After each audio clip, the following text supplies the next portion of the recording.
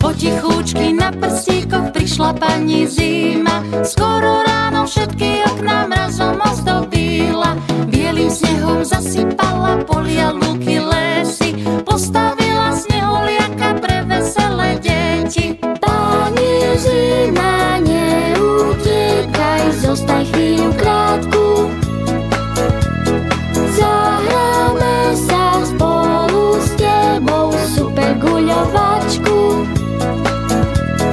Pani zima, neutekaj a s nami sa hraj. Veľa snehu bielúčkého ešte deťom daj.